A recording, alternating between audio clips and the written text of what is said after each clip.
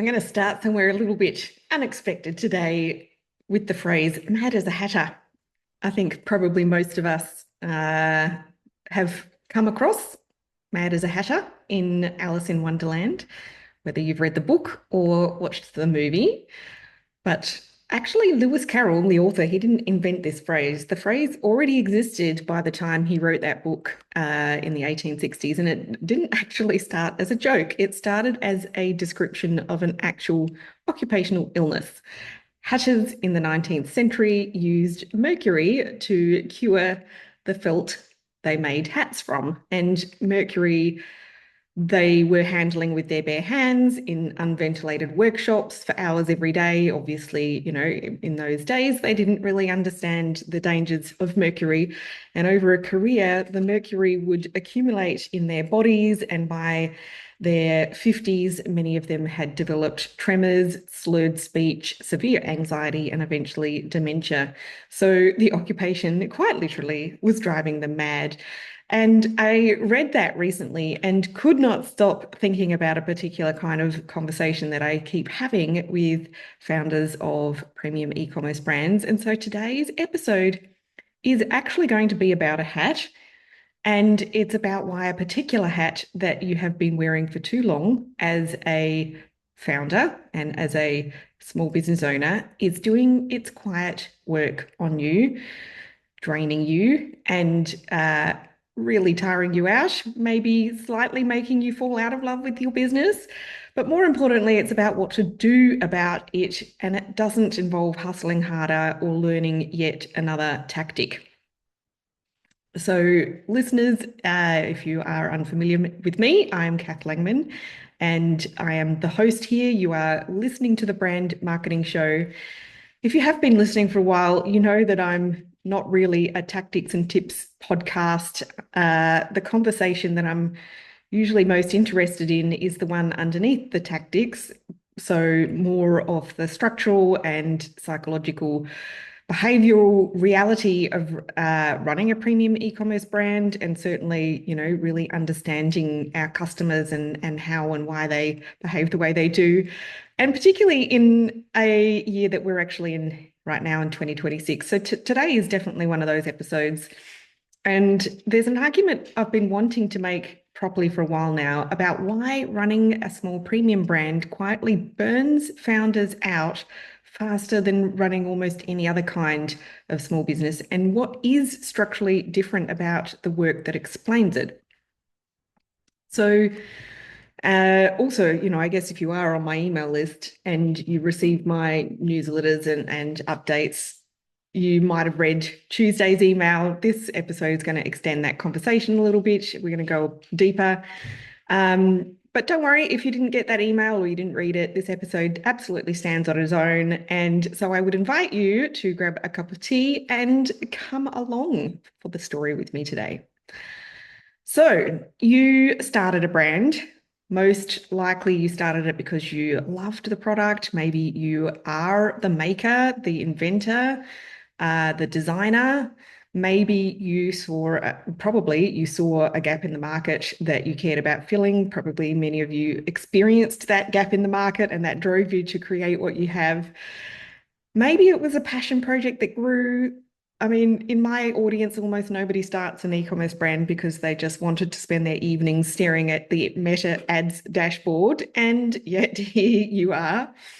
If you have been running your brand for a few years, you've probably picked up a quiet collection of business hats along the way.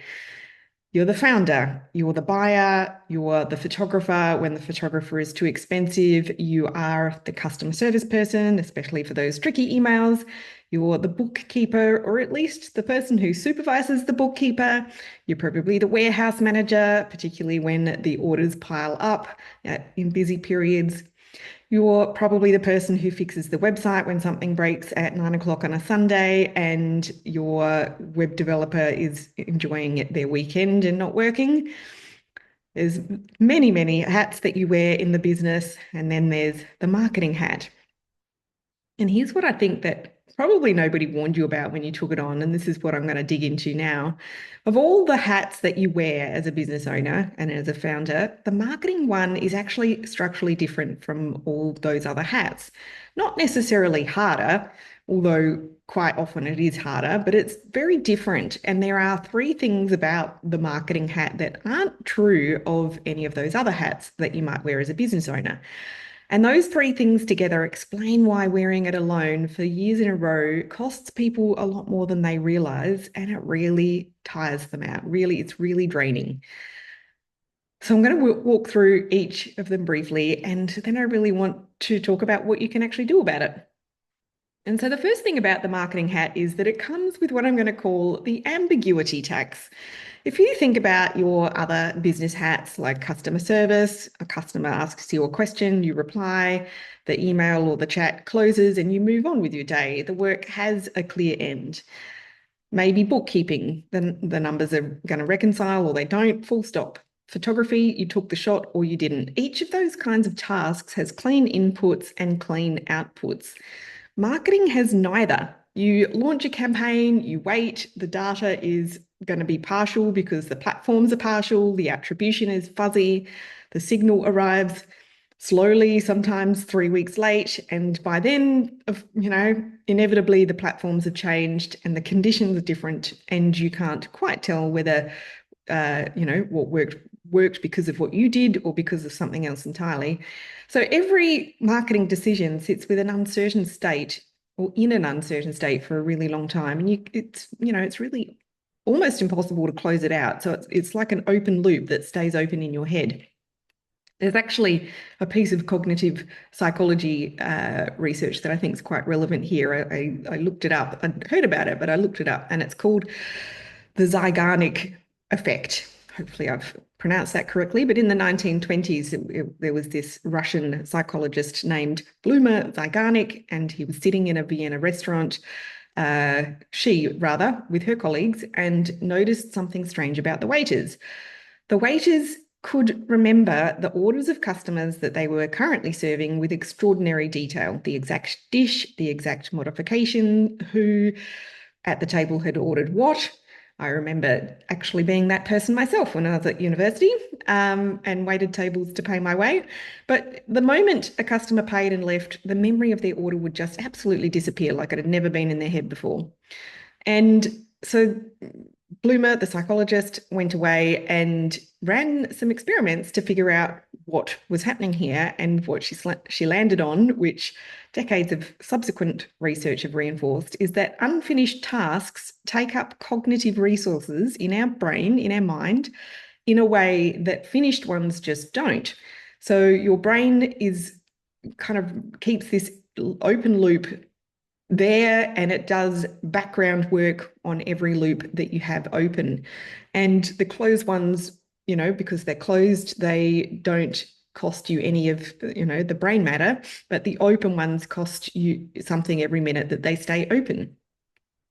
And I do wonder whether this is also tied in with context shifting, because, if you are in the middle of something and then you stop that to move on to another task and then you come back to the original one, it does take more time to kind of reorient yourself and refamiliarize yourself with where you're up to. And so ultimately, whatever you were working on takes a whole lot longer to complete because you're kind of wasting that time in context shifting. But anyway, marketing is the hat that you wear as a business owner with the most open loops by an order of magnitude. And I mean, just a handful, like the campaign that you launched on Monday, the email you sent yesterday, the post you scheduled for Thursday, the strategic decision that you've been turning over and mulling over for a fortnight, the budget question that you keep meaning to look at properly. I mean, so many of more as well, and every single one is an open loop, and it's costing your brain a little bit of cognitive energy in the background every single minute all day. I mean, as a business owner and as a founder, you probably have felt the truth of the fact that you just can't switch off. And it's so different from being an employee who can switch off at the end of the day, right? This is the ambiguity tax, and it is the first reason the marketing hat is structurally different from every other hat that you wear in your business. The other hats close themselves out, but this one does not. Which kind of leads to the second thing. The marketing hat doesn't actually have working hours. The other hats do have natural ends. The customer service hat logs off at the end of the working day. The bookkeeper hat goes off when the books are reconciled. The warehouse hat goes off when the orders are out the door. But your marketing hat really doesn't switch off. Your brand is in front of customers right now, every minute, while we are recording this, while you are asleep, on weekends, when you're supposed to be on holidays, it doesn't matter. An ad you set up last week is running while you sleep. The next decision is always pending. The campaign that ends today needs to be replaced tomorrow. I mean, there is never a state where you can really say marketing is done for the week, the way you can say the orders were out for the week. And this, I think, is where the Mad Hatter image starts doing some real work for me. I mean, if you picture the tea party in Alice in Wonderland, with the Mad Hatter, it is always 6 o'clock. Time has stopped. The Hatter and his guests move from one place setting to the next around the table because nothing ever finishes. The cups don't get cleared, the tea doesn't get drunk, they just keep moving places. And that image, when I sit with it, looks an awful lot like the marketing rhythm of a small premium brand, always at the next place setting, never at the cleared cup. The work just doesn't end, it just relocates. And here is the part that I think is worth sitting with. There is no rest in that. There is no, I have finished for the day feeling. There is no Sunday evening sense that the work has been put away properly until Monday.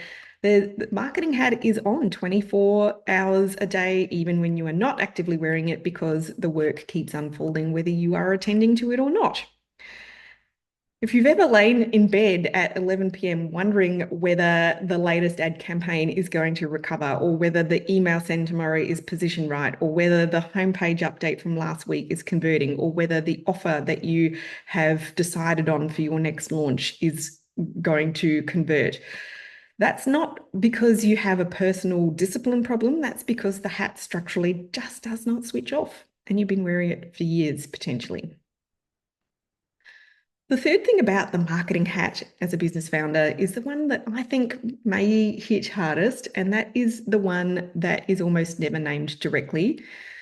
And that is that marketing is the brand to the outside world.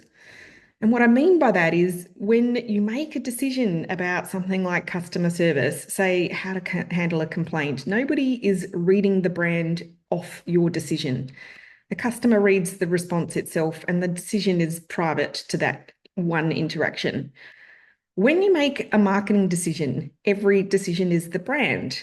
The Instagram caption that you write, the homepage copy that you sign off on, the ad creative that you approve, the email subject line that you spent 20 minutes on crafting or arguing with ChatGPT about maybe. All of it is the brand expressed publicly, and there is no private marketing decision. Everything you decide on gets seen. And that means every marketing decision carries an identity weight that other decisions don't in the business. A bad marketing decision feels like a bad reflection on the founder and on the brand and on the entire creative project that the business represents.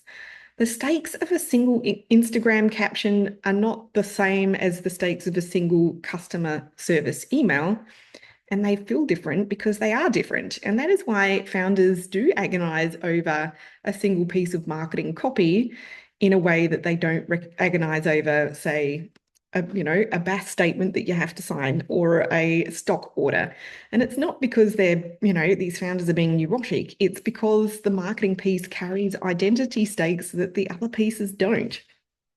And then when you compound that, every marketing decision is identity loaded. There are dozens of marketing decisions every week, and each one can carry a small but real cognitive and emotional cost that other decisions don't. The other hats might be tiring physically, packing orders, for instance. The marketing hat, though, is tiring at the level of self. And but that, I think, is the part that just doesn't show up in time tracking. If you tracked the hours that you spend on marketing, the number probably doesn't look that bad. But what time tracking can't capture is the cognitive and the emotional weight of those hours. They're just not equivalent to the same number of hours spent on bookkeeping. They really do cost you more. And so this is where I land this. You have three structural properties that are unique to the marketing hat: open loops that don't close on their own, no working hours, identity stakes on every decision. And together, these things make the marketing hat much more expensive cognitively, how much brain power it requires of you, than any of the other hats that you wear. And what I think really matters here is that in every other context where this work gets done, it gets done by a team. In a corporate marketing department, the marketing function is owned by a head of marketing with direct reports, with channel specialists, with a creative team, with someone running data and someone running operations. And so the hat is structurally distributed across several people, And so that's, by the way, not because corporates are wasteful. It is because the marketing function is genuinely a job that should be done between multiple people with different areas of expertise. Somebody who is a creative storyteller often isn't the best data analyst, and vice versa, just as an example. The cognitive load is too much for one person to sustain indefinitely. The expertise required is too broad. The decisions are too identity loaded to be carried out by a single person without burnout over an extended period of time. So if you are the founder of a premium e-commerce brand and you are still in that growing, scaling up phase, and you are still the person that hat is being worn by, in addition to every other hat that you already wear, it's rough, right? It's exhausting. And this is not a skill gap, it's not like you are falling short of some kind of a standard here. The structural reality is that you are doing a properly structured team's job alone on top of running everything else in your business, and that it isn't going to be sustainable indefinitely. The cost of doing it for years is what shows up as the heavy thinking on a Wednesday afternoon, the Sunday evening dread, the forgotten sense of what your week feels like without that particular weight, the notion that you gave up a regular job and ended up working 24/7, and you're slowly falling out of love with your own business. Most of the founders I talk to are quietly carrying this and assuming it's their personal failing in some way, but it's not. It's just literally a structural mismatch between what the work actually requires and what one person can sustainably do. And once you can see that, really see it, I think it becomes a whole lot easier to decide to do something about it. So what is the answer here? And to be honest with you, the answer is not learning to wear the hat better. I mean, I'm sure, right now, if you are watching the video version of this, you could probably argue I should be wearing a different hat that would look better, because I'm wearing a very ridiculous hat to go with the theme of the episode. But, of course, there are plenty of marketing courses and coaches and influencers who will sell you the version of this where the answer is you just need to learn more skills, have better discipline, have a different system, or just be, hustling harder. But I don't think that's what's going on. And I don't think more of those things is going to fix it, and certainly not fix it in a way that you can sustain over the long term. So the answer, in my view, has to be structural. If the marketing hat is a job that should be done by a team at scale, then you need to share it, and I don't mean give it away. Like, you are still the founder, right? And you're still the brand decisions are still yours, but share it. Bring in someone whose actual job it is to carry that cognitive load with you. And that is where hiring a marketing strategist can really help. And a marketing strategist shouldn't be a coach. It shouldn't be someone who's going to teach you a framework and require you to DIY everything and make all of the plans and decisions as a result of that learning. A marketing strategist also shouldn't be an agency. It should be a senior marketing strategist embedded in your business, perhaps a schedule of fortnightly meetings, written briefs provided for you for whoever runs the individual channels, which might be yourself, or it might be some freelancers, or You might have some other team members. The strategic load shared between you and someone who has been in this kind of work for long enough to make the decisions really confidently and to, really understand the cadence of work over a month and interpret all of the data and be able to use that, have the experience to make the informed decisions so that you can move forward more efficiently and grow more quickly. And what that does when it works, and it can work really brilliantly, is it's structural, right? So the open loops in your mind get closed in conversation rather than staying open in your head. And the identity stakes get carried by someone whose actual job it is to carry them. And, it's not like the work disappears, but it moves out of that place in your head where it's been living rent-free for several years. And if I give you a small example, because I think the felt experience of this is hard to imagine until you've had it. One of our lovely clients, Amanda, she runs the beautiful giftware brand called Bell Art. So she has original artworks so her mum's actually an artist, original artworks that have been turned into beautiful products and gift products, obviously. And it's a premium brand. She's been with us for years now. And she often says when people ask her what is different, and yes, she's grown significantly in her time here, but the biggest change for her is not the revenue, although obviously that's necessary, that having that revenue growth. But the biggest change for her is now what she does with her time. So, weekly she has a strategy meeting with her strategist from our team. There are decisions made together. And then she goes back to the part of running her brand that she actually loves, which is not the marketing strategy. She loves her brand. She loves her customers. She loves developing the products from these beautiful artworks.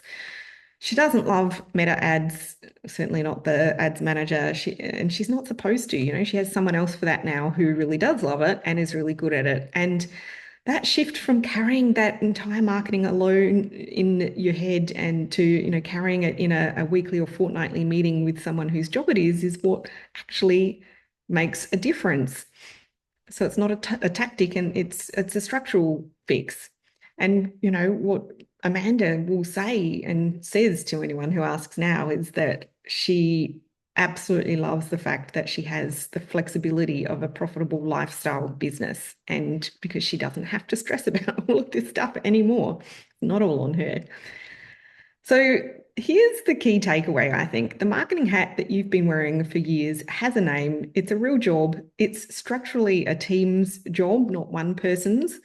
And the relief you've been quietly hoping for is, it's not going to be a tactic or a course or a different kind of ad format. And what it really is a structural shift in how the work gets carried. If anything in this episode has landed for you, we do have marketing strategists here with an offer that we have built for exactly this type of founder at exactly this juncture in their business growth journey. You can find out the details at productpreneurmarketing.com. And there's also obviously, if you want to discuss, whether that is the right thing for you right now, you can just book in a conversation with me and we can have a chat about it. Both of those links will be in the show notes for this episode, as well as being on our website, productpreneurmarketing.com. So to finish and round off our episode today, let's come back to that Mad Hatter for a moment, and then I'm going to enjoy taking this ridiculous hat off my head, because there is one detail that I haven't said out loud yet, and I do think it matters. The Hatter and his friends have been stuck at that tea party for a really long time. The Dormouse can barely stay awake. The March Hare is exhausted. None of them chose to be there forever. They were just caught in a punishment, in a kind of time loop, because of an argument the Hatter had once with time itself. Time stopped for them, and they have been moving from place setting to place setting ever since. What I keep thinking is the Hatter doesn't actually need a different tea party. He needs time to start moving forwards again. He needs the loop to break. If you have been doing the marketing of your premium brand alone in your head at midnight or on a Wednesday afternoon or wherever and whenever for 2 years or more, and you really need a break, the loop can break. I mean, it's supposed to break. The work was never supposed to be one person's indefinitely. I hope you've enjoyed this particular episode and my penchant for reading, bringing in this particular analogy with the Mad Hatter. Thank you for listening. And if you know another brand founder who really is, they're stuck at this part of their business growth journey, please share this episode with them. And hopefully they can have a little bit of an aha moment as well. But that's it for this episode. I, as always, look forward to being back in your ears again next week. Bye for now.